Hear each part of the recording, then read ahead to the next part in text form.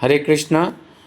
इस वीडियो में हम पढ़ना शुरू करेंगे दूसरे अध्याय का 19वां श्लोक। भगवान आत्मा के बारे में डायरेक्टली इनडायरेक्टली बताते जा रहे हैं। आगे वो बोल रहे हैं कि जो इस जीवात्मा को मारने वाला समझता है तथा जो इसे मरा हुआ समझता है, वे दोनों ही अज्ञानी हैं, क्योंकि आत्मा न मरता है न मारा जाता है।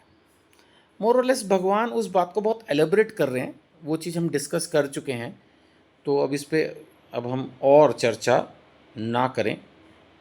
20वां श्लोक। आत्मा के लिए किसी भी काल में न तो जन्म है न मृत्यु। ठीक है, ये बात भी हम चर्चा कर चुके।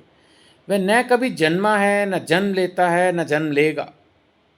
ठीक है, वह अजन्मा यानी जिसका कभी जन्म नहीं हुआ, नित्य, शाश्वत जो हमेशा है, पास्ट प्रेजेंट फ्यूचर तीनों में है, तथा पुरातन है।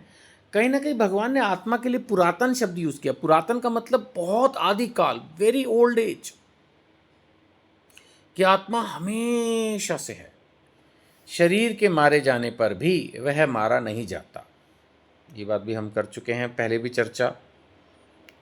इसी कंटेक्स्ट को आगे लेके चलते हुए अब हम पहुंच रहे हैं 21वें श्लोक पे। हे पार्थ, जो व्यक्ति ये जानता है कि आत्मा अविनाशी, अजन्मा, शाश्वत तथा अव्यय है।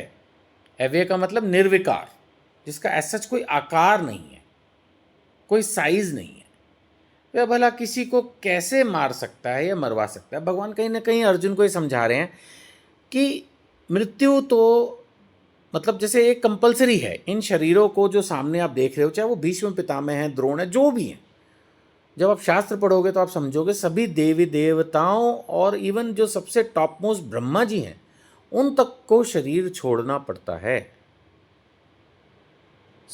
शरीर सबको छोड़ना पड़ेगा। सिर्फ भगवान जैसे राम हैं, भगवान जैसे कृष्ण हैं, विष्णु हैं, ये आध्यात्मिक शरीर के रूप में हैं।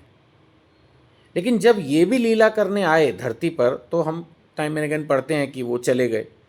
तो जब भगवान भी आकर एक तरह से चले जाते हैं, तो फिर देवताओं की या एक साधारण मनुष्य की तो बात ही क्या। तो वही भगवान यहाँ पर समझाने की कोशिश कर रहे हैं। अब हम देखते हैं कि ये जो 22वां श्लोक है, ये न्यूज़पेपर्स में कई बार बड़े बड़े लोगों की जब डेथ हो जाती है तो कई बार अखबारों में ये छपा हुआ मैंने देखा है।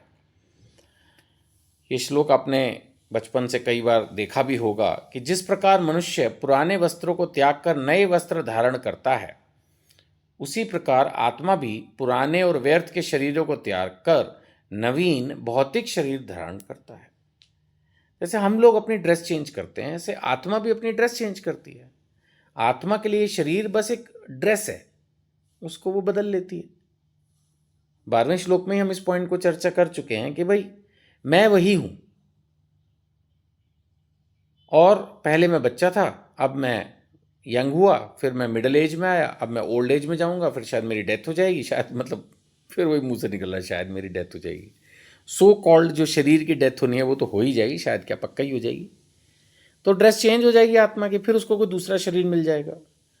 अगर मैंने भक्ति की है और मेरे मन में दृढ़ इच्छा है कि मैं भगवान के धाम जाऊं, तो मुझे आध्यात्मिक शरीर मिल जाएगा। और अगर मुझे लगता है कि ये दुनिया कंफर्टेबल है और मैं यहीं रहना चाहता हूं, तो मुझे भौतिक शरीर मिल जाएगा। बात खत्म। So simple, so easy to understand. यही बात भगवान इस श्लोक में एक बड़े क्लियर मैसेज के थ्रू एक्सप्लेन कर रहे हैं। चलिए इस वीडियो में इतना ही रखते हैं। आत्मा के इस डिस्कशन को आगे कंटिन्यू करेंगे अगली वीडियो में। आप हमारी व्हाट्सएप कम्युनिटी से जुड़ने के लिए अपना नंबर वीडियो पर दिए गए नंबर पर व्हाट्सएप करें। Thank you. हरे कृष्णा।